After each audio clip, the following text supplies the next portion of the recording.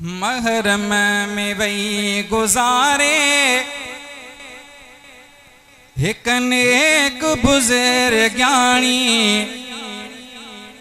महरम में वही गुजारे एक नेक बुजुर्ग ज्ञानी। मौला जी बानड़ी हुई ऐं ज़ात सैयदानी।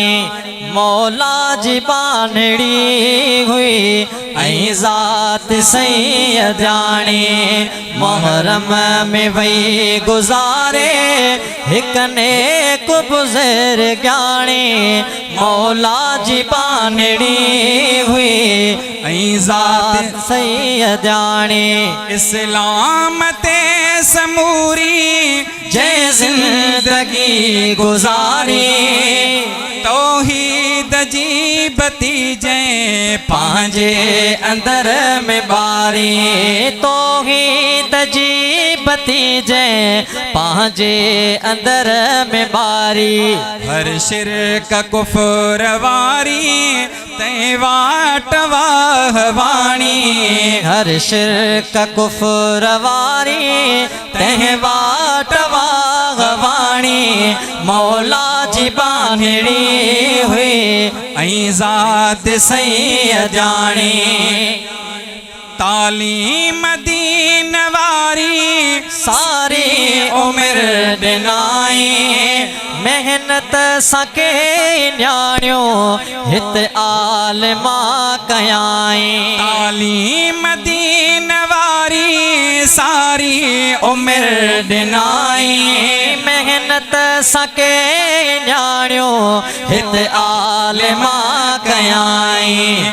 छो जो तमा ओ मिठड़ी हुई पाण आलिम्याणी। मौला जी बानड़ी हुई ऐं ज़ात सैयदानी। मौला जी बानड़ी हुई ऐं ज़ात सैयदानी। शोहर बिजय जो आलिम पुटड़ा बिजय जा आलिम। न्याणियो बे आलिम्याणियो हक ते रहन था कायम। शोहर बिजय जो आलिम पुटड़ा बिजय जा आलिम। न्याणियो बे आलिम्याणियो हक ते रहन था कायम।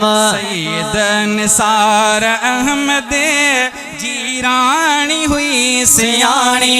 सैयद निसार अहमद जीरानी हुई सियाणी। मौला जी बानड़ी हुई ऐं ज़ात सैयदानी।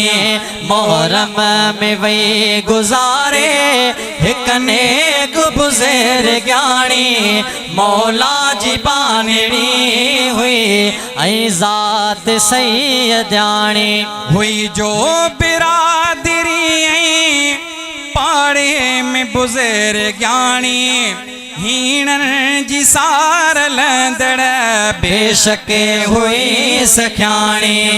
हीणन जी सार लंदड़ बेशक हुई सख्याणी। खुश हुई अम्मा मिठी खां हर एक मुरीद याणी। मौला जी बानड़ी हुई ऐं ज़ात सैयदानी।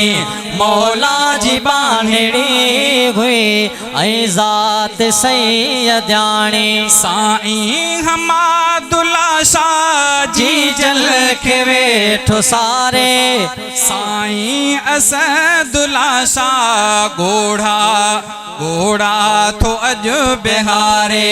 साईं हमादुल्ला शाह जी जल के वेठो सारे।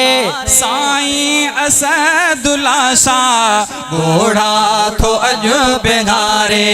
शहज़ादा वही जुदा थी तिन खां अमर निमाणी। शहज़ादा वही जुदा थी तिन खां अमर निमाणी।